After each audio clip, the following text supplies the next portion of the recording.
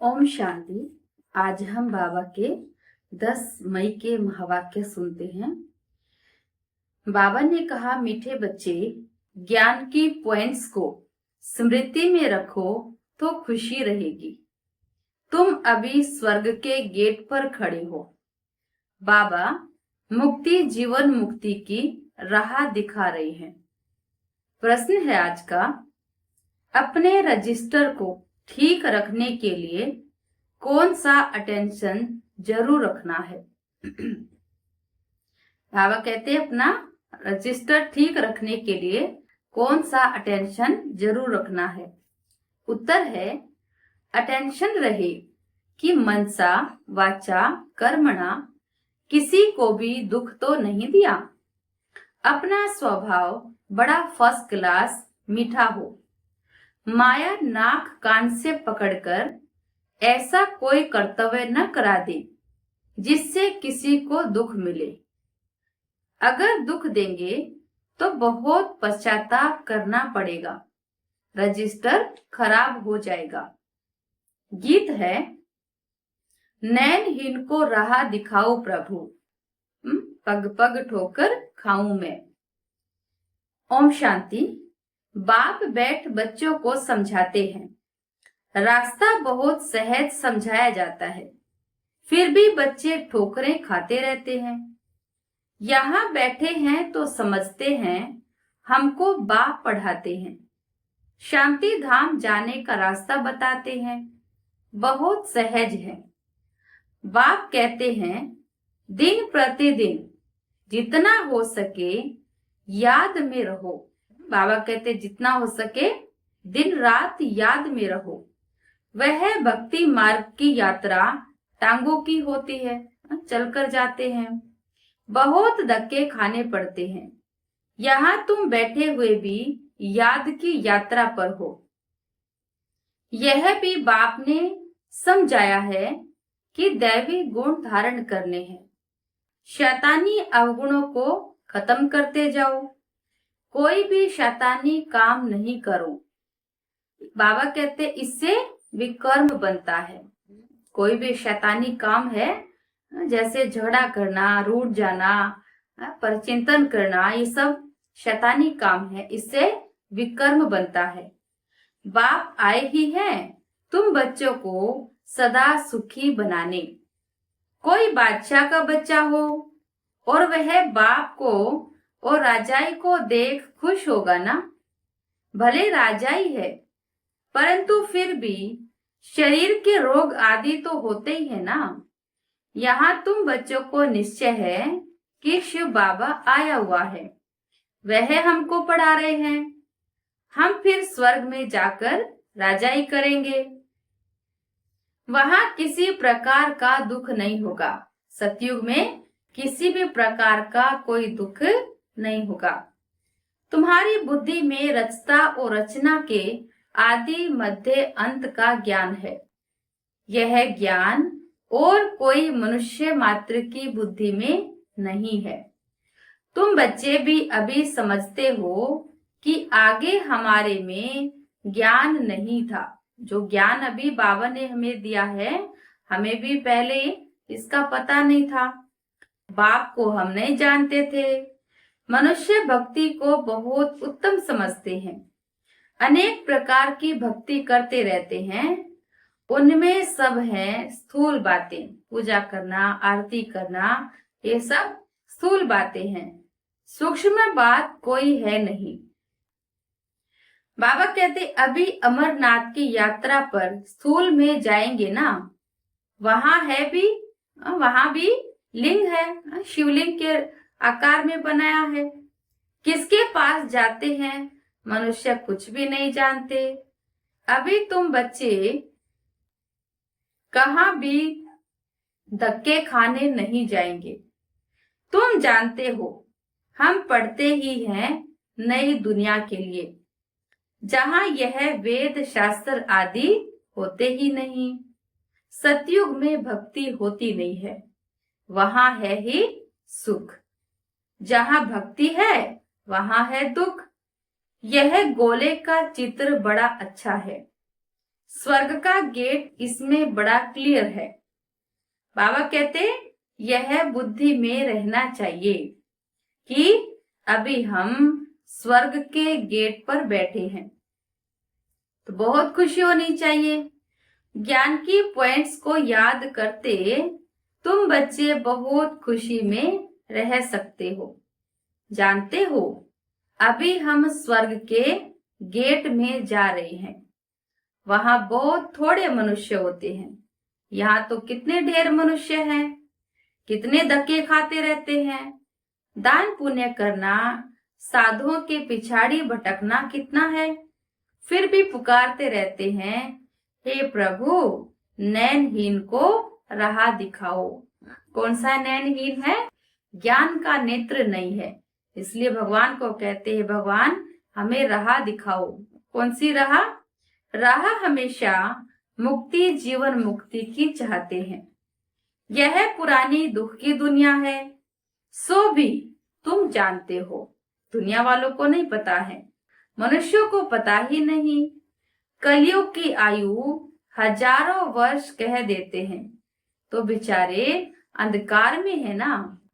तुम्हारे में भी नंबरवार जानते हैं। बरोबर हमारा बाबा हमको राजयोग सिखला रहे हैं। जैसे बैरिस्टरी योग, इंजीनियरिंग योग होता है ना, पढ़ने वाले को टीचर की ही याद आती रहती है। स्टूडेंट होगा तो याद आएगी टीचर की कि आज हमारे टीचर ने ये पढ़ाया, आज ये पढ़ाया। बार बार टीचर को याद करते रहेंगे। तो बाबा कहते हैं बैरिस्टरी के ज्ञान से मनुष्य बैरिस्टर बन जाएगा। यह है राजयोग। हमारी बुद्धि का योग है परमपिता परमात्मा के साथ। इसमें तो खुशी का एकदम पारा चढ़ जाना चाहिए। बाबा कहते बहुत मीठा बनना है, यह स्वभाव बहुत फर्स्ट क्लास मीठा होना चाहिए। कोई को भी दुख न मिले। चाहते भी हैं किसको दुख न देवे, परंतु फिर भी माया नाक कान से पकड़ भूल करा देती है। फिर अंदर पछताते हैं। कोई भूल हो जाती है तो फिर पछताते हैं, हमने नाहेक उनको दुख दिया। क्योंकि जब क्रोध आता है तो कोई ना कोई भूल हो जाती है, और जब शांत होते हैं तो सोचते अरे हमने ऐसा करना नहीं चाहिए था। परंतु बाबा क्या कहते हैं, परंतु रजिस्टर में तो खराबी आ गई ना। अब बाद में पछताने से क्या होगा? रजिस्टर तो खराब हो गया, हिसाब किताब तो बन गया। तो ऐसी कोशिश करनी चाहिए किसको भी मनसा वाचा कर्मणा दुख न देवे। बाप आते ही हैं हमको देवता बनाने के लिए, ऐसा देवता बनाने के लिए। यह कभी किसको दुख देते हैं क्या? शिव बाबा कभी किसको दुख देते हैं क्या? लौकिक टीचर पढ़ाते हैं, दुख तो नहीं देते हैं ना। हाँ, बच्चे पढ़ते नहीं हैं तो कोई सजा आदि दे देते हैं। आजकल मारने का भी कायदा निकाल दिया है। तुम रूहानी टीचर हो, तुम्हारा काम है पढ़ाना और साथ साथ मैनर्स सिखलाना। फिर पढ़ेंगे लिखेंगे तो ऊंच पद पाएंगे, नहीं पढ़ेंगे तो खुद फेल होंगे। यह बाप भी रोज आकर पढ़ाते हैं, मैनर्स सिखलाते हैं। सिखलाने के लिए प्रदर्शनी आदि का प्रबंध करते हैं। सब प्रदर्शनी और प्रोजेक्टर मांगते हैं। प्रोजेक्टर भी हजारों लेंगे। हर एक बात बाप बहुत ही सहज कर बतलाते हैं। अमरनाथ की भी सर्विस सहज है। चित्रों पर तुम समझा सकते हो ज्ञान और भक्ति क्या है। ज्ञान इस तरफ और भक्ति उस तरफ। उनसे स्वर्ग, उनसे नरक बिल्कुल क्लियर है। तुम बच्चे अभी जो पढ़ते हो यह बहुत सहज है। अच्छा पढ़ा भी लेते हो, परंतु बाबा कहते हैं दूसरों को भी पढ़ा लेते हैं, परंतु याद की यात्रा कहाँ? यह है सारी बुद्धि की बात। हमको बाप को याद करना है, इसमें ही माया फटकाती है। माया बुद्धि योग इसमें भटका देती है, एकदम योग तोड़ देती है। बाप कहते हैं तुम सब योग में बहुत कमजोर हो। देखो बाबा ने रिजल्ट बता दिया कि तुम सब योग में बहुत कमजोर हो। अच्छे अच्छे महारथी भी बहुत कमजोर हैं। समझते हैं इनमें यह ज्ञान बड़ा अच्छा है, इसलिए महारथी हैं। बाबा कहते घोड़े सवार प्यादे हैं, महारथी वह है। अब बाबा की नजर में महारथी कौन है? जो याद में रहते हैं, उठते बैठते याद में रहें तो विकर्म विनाश होंगे, पावन होंगे। नहीं तो सजा भी खानी पड़ेगी और पद भी भ्रष्ट हो जाएगा। इसलिए बाबा कहते अपना चार्ट रखो तो मालूम पड़ेगा। बाबा खुद बतलाते हैं मैं भी पुरुषार्थ करता हूँ। घड़ी घड़ी बुद्धि और तरफ चली जाती है। ब्रह्मा बाबा अपनी बात कर रहे कि मैं भी पुरुषार्थ करता हूँ शिव बाबा को याद करने का, लेकिन फिर भी मेरी बुद्धि और तरफ चली जाती है। बाबा के ऊपर तो बहुत फिक्रात रहती है ना, तुम तीखे जा सकते हो। फिर साथ में अपनी चलन भी सुधारनी है। पवित्र बनकर और फिर विकार में गिरा तो की कमाई चट हो जाएगी। देखो बाबा कहते हैं बहुत पुरुषार्थ किया, बहुत सेवाएं भी की, सब कुछ किया, लेकिन अगर पतित बन गए तो सारी कमाई खत्म हो जाती है। कोई पर क्रोध किया, लून पानी हुआ तो गोया असुर बन जाते हैं। अनेक प्रकार की माया आती है, संपूर्ण तो कोई बना नहीं है। बाबा पुरुषार्थ कराते रहते हैं, कुमारियों के लिए तो बहुत सहज है। इसमें अपनी मजबूती चाहिए, अंदर की सच्चाई चाहिए। अगर अंदर कोई के साथ दिल लगी हुई होगी तो चल न सके। बाबा कहते हैं कुमारियों का बुद्धि योग केवल एक बाबा के साथ लगा हो, और कहीं बुद्धि अगर लगी होगी तो वो चल न सके। कुमारियों माताओं को तो भारत को स्वर्ग बनाने की सर्विस में लग जाना चाहिए। इसमें है मेहनत, मेहनत बगैर कुछ भी मिलता नहीं है। तुमको 21 जन्म के लिए राजाई मिलती है तो कितनी मेहनत करनी चाहिए। वो पढ़ाई भी बाबा इसलिए पढ़ने देते हैं, कहते हैं जब तक इसमें पक्के हो जाएं। कोई कन्याएं कहती हैं कि हमें बाबा के पास आना है, हाँ, तो बाबा कहते हैं कि भले लौकिक पढ़ाई करो, हाँ, और साथ साथ पक्के भी हो जाओ। ऐसा ना हो फिर दोनों जहान से चला जाए। ज्ञान में आए, ज्ञान में भी चल नहीं पाए और पढ़ाई भी छोड़ दी तो कहीं के भी नहीं रहेंगे। कोई के नाम रूप में लटक मरते तो खत्म हो जाते हैं, बहुत नुकसान हो जाता है। बाबा कहते तकदीरवान बच्चे ही शरीर का भान भूल अपने को अशरीरी समझ बाप को याद करने का पुरुषार्थ कर सकते हैं। बाप रोज रोज समझाते हैं बच्चे तुम शरीर का बांध छोड़ दो, हम अशरीरी आत्मा अब घर जाते हैं, यह शरीर यहाँ छोड़ देना है। वो तब छोड़ेंगे जब निरंतर बाप की याद में रहेंगे। शरीर आराम से तब छूटेगा जब बाप की याद में रहेंगे, बाप की याद में रह कर्मातीत हो जाएं। इसमें बुद्धि की बात है, परंतु किसकी तकदीर में नहीं है तो तदबीर क्या कर सकती है। बुद्धि में यह रहना चाहिए कि हम अशरीरी आए थे, निराकार आत्मा आए थे, फिर सुख के कर्म संबंध में बंधे, फिर रावण राज्य में विकारी बंधन में फंसे। अब फिर बाप कहते हैं अशरीरी होकर जाना है। अपने को आत्मा समझ मुझे याद करो। आत्मा ही पतित बनी है। आत्मा कहती है, हे पतित पावन आओ। अभी तुमको पतित से पावन होने की युक्ति भी बतलाते रहते हैं। आत्मा है या विनाशी? तुम आत्मा यहाँ शरीर में आई हो पाठ बजाने के लिए। यह भी अब बाप ने समझाया है। जिनको कल्प पहले समझाया है वही आते रहेंगे। अब बाप कहते हैं, कलयुगी संबंध भूल जाओ, अब तो वापिस जाना है। यह दुनिया ही खत्म होनी है। बाबा इशारा दे रहे कि यह सारी दुनिया ही खत्म होनी है।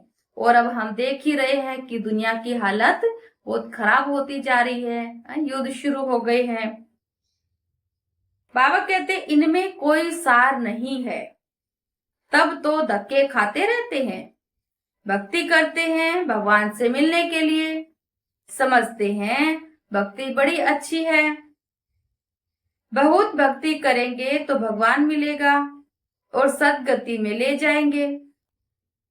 बाबा कहते अभी तुम्हारी भक्ति पूरी होती है तो तुम्हारे मुख से हे राम हे भगवान कह भक्ति के अक्षर भी ना निकले। जैसे कभी परेशान हो जाते तो कहते ना हे भगवान हे राम। बाबा कहते ये अक्षर भी भक्ति मार्ग के ये भी नहीं निकलने चाहिए। यह बंद हो जाना चाहिए ऐसे अक्षर निकलने। बाप सिर्फ कहते हैं मुझे याद करो। यह दुनिया ही तमो प्रधान है। सतो प्रधान सतयुग में रहते हैं। सतयुग है चढ़ती कला, फिर उतरती कला होती है। त्रेता को भी वास्तव में स्वर्ग नहीं कहा जाता। स्वर्ग सिर्फ सतयुग को ही कहा जाता है, क्योंकि त्रेता में भी आते आते कलाएं कम हो जाती हैं। तुम बच्चों की बुद्धि में आदि मध्य अंत का ज्ञान है। आदि अर्थात शुरू, मध्य हाफ, फिर है अंत। मध्य में रावण राज्य शुरू होता है, द्वापर से रावण राज्य शुरू हो जाता है। बाप आते ही भारत में है। भारत ही पतित और भारत ही पावन बनता है और भारत को ही फिर से बाबा स्वर्ग बनाने के लिए आए हैं। 84 जन्म भी भारतवासी लेते हैं, बाकी तो नंबरवार धर्म वाले आते हैं। झाड़ वृद्धि को पाता है, फिर उस समय ही आएंगे। यह बातें और किसकी बुद्धि में नहीं होंगी। जो बाबा अपने बच्चों को समझा रहे हैं ये बातें और किसी को भी पता नहीं है। तुम्हारे में भी सब धारण नहीं कर सकते। यह 84 का चक्कर बुद्धि में रहे तो भी खुशी रहे। अब बाबा आया हुआ है हमको ले जाने के लिए। सच्चा सच्चा माशुक आया हुआ है, जिसको हम भक्ति मार्ग में बहुत याद करते थे। वह आए हैं हम आत्माओं को वापस ले जाने। बाबा कहते पूछो अपने आप से कि हमें इतनी खुशी रहती है कि बाबा हमें मिला है, भगवान हमें मिला है और अब हमें पढ़ाकर संपूर्ण बनाकर अपने साथ घर ले जाएंगे। मनुष्य मात्र यह नहीं जानते कि शांति भी किसको कहा जाता है। आत्मा तो है ही शांत स्वरूप। यह ऑर्गन्स मिलते हैं, शरीर मिलता है तो कर्म करना पड़ता है और जब तक आत्मा शरीर में नहीं होती है तब तक वो शांत है। बाप जो शांति का सागर है वह सबको ले जाते हैं, तब सबको शांति मिलेगी। सतयुग में तुमको शांति भी है, सुख भी है। बाकी सब आत्माएं चली जाएंगी शांति धाम। बाप को ही शांति का सागर कहा जाता है। यह भी बहुत बच्चे भूल जाते हैं, क्योंकि देह अभिमान में रहते हैं ना। देही अभिमानी होते नहीं। बाप शांति तो सबको देते हैं। चित्र में संगम पर जाकर दिखाओ। इस समय सब अशांत हैं।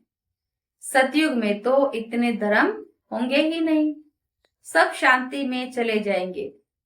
वहां दिल भर कर शांति मिलती है।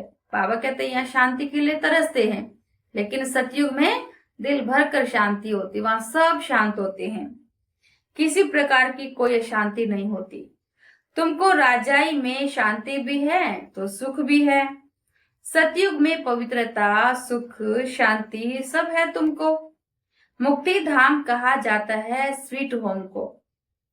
वहां पतित दुखी होंगे नहीं, दुख सुख की कोई बात नहीं, तो शांति का अर्थ नहीं समझते हैं।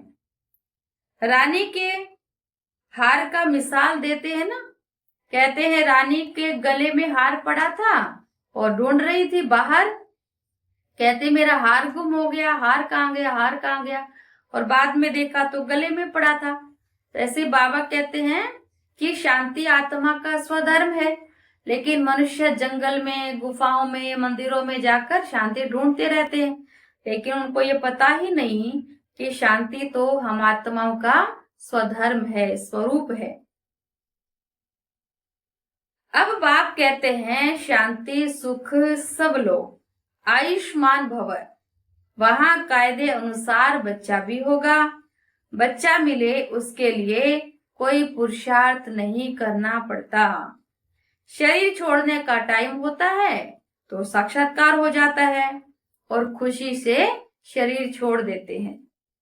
तो जैसे बाबा को खुशी रहती है ना, शरीर छोड़कर हम यह बनूंगा, ब्रह्मा बाबा को बहुत खुशी रहती थी कि हम शरीर छोड़ेंगे और जाकर छोटा श्री कृष्ण बनेंगे, जाकर मिचुनु बनेंगे। तो बाबा को बड़ी खुशी रहती थी। अभी पढ़ रहा हूं, तुम भी जानते हो हम सतयुग में जाएंगे।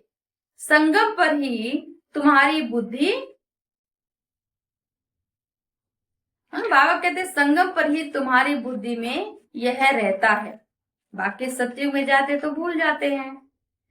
तो कितनी खुशी में रहना चाहिए, जितनी ऊंच पढ़ाई उतनी खुशी। हमको भगवान पढ़ाते हैं, एम ऑब्जेक्ट सामने है तो कितनी खुशी रहनी चाहिए, परंतु चलते चलते गिर पड़ते हैं। बाबा कहते हैं ये इतना आसान भी नहीं है। चलते हैं, माया आ जाती है तो ढीले हो जाते हैं, गिर पड़ते हैं, ज्ञान छोड़ देते हैं। तुम्हारी सर्विस वृद्धि को तब पाएगी जब कुमारियां मैदान में आएंगी। सुने सभी कुमारियां, अगर सुन रहे हैं, बाबा कहते कुमारियों को खड़ा होना है। आज भी बाबा ने कहा ना, शेरनियां चाहिए बाबा को। तो बाप कहते हैं आपस में एक तो लून पानी मत बनो, जबकि जानते हो हम ऐसी दुनिया में जाते हैं जहां शेर बकरी इकट्ठे जल पीते हैं। वहां तो हर एक चीज देखने से ही दिल खुश हो जाती है, नाम ही है स्वर्ग। तो कुमारियां लौकिक माँ बाप को बोले अभी हम वहां जाने की तैयारी कर रहे हैं, तो पवित्र जरूर बनना है। बाबा कितना कुमारियों को ऊपर उठा रहे हैं कि एक जन्म अगर पवित्र रहना पड़े तो उसके लिए भी ताकत होनी चाहिए। बाप कहते हैं काम महाशत्रु है। अब मैं योगिन बनी हूं, इसलिए पतित बन नहीं सकती। अपना बाबा कहते हैं मजबूत बनकर दिखाना है। बात करने की खड़ाई चाहिए, अपने को बचाना है ना, तो ऐसे मजबूती से बात करना चाहिए। ऐसी कुमारियां जब निकलेंगी फिर देखना कितना जल्दी सर्विस होती है, परंतु चाहिए नष्टो मोहा। एक बार मर गई तो फिर याद क्यों आनी चाहिए। मरने का अर्थ है एक बार बाबा की बन गई तो फिर देह के संबंधी बुद्धि से निकल जाए। इतना मजबूत बाबा बना रहे हैं। परंतु बहुतों को घर की, बच्चों की याद आती रहती है, फिर बाप के साथ योग कैसे लगेगा। बाबा को छोड़कर और उन देहधारियों को याद करते रहेंगे। इसमें तो यही बुद्धि में रहे कि हम बाबा के हैं, यह पुरानी दुनिया खत्म हुई पड़ी है। बाप कहते हैं मुझे याद करो। शुरू में हमारी दादियों ने कितना कुछ सहा, केवल बाबा को याद किया, बाबा ही मेरा संसार है, ऐसा उन्होंने बनाया। और देखो फिर कहां से कहां पहुंच गए। अच्छा मीठे मीठे सिक्के लदे बच्चों प्रति माता पिता बाप दादा का याद प्यार और गुड मॉर्निंग। रूहानी बाप की रूहानी बच्चों को नमस्ते। हम रूहानी बच्चों की रूहानी माता पिता बाप दादा को याद प्यार गुड मॉर्निंग नमस्ते बाबा नमस्ते। धारणा के लिए मुख्य सार है, अपनी ऊंची तकदीर बनाने के लिए जितना हो सके अशरीरी बनने का अभ्यास करना है। शरीर का भान बिल्कुल भूल जाए, किसी का भी नाम रूप याद न आए, यह मेहनत करनी है। दूसरा, अपनी चलन का चार्ट रखना है, कभी भी आसुरी चलन नहीं चलनी। दिल की सच्चाई से नष्टो मोहा बन भारत को स्वर्ग बनाने की सर्विस में लग जाना है। वरदान है आज का, माया के रॉयल रूप के बंधनों से मुक्त, विश्व जीत जगत जीत भव। मेरा पुरुषार्थ, मेरी इन्वेंशन, मेरी सर्विस, मेरी टचिंग, मेरे गुण अच्छे हैं, मेरी निर्णय शक्ति बहुत अच्छी है। यह मेरापन ही माया का रॉयल रूप है। माया ऐसा जादू मंत्र कर देती है जो तेरे को भी मेरा कर देती है।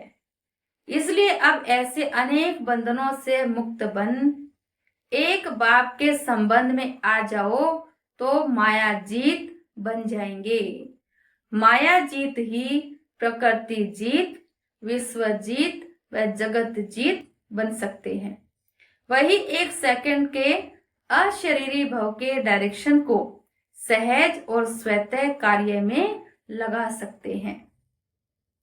स्लोगन, विश्व परिवर्तक वह है जो किसी के नेगेटिव को पॉजिटिव में परिवर्तन कर दे। विश्व परिवर्तक कौन है? जो किसी भी नेगेटिव बात को पॉजिटिव में परिवर्तन कर दे।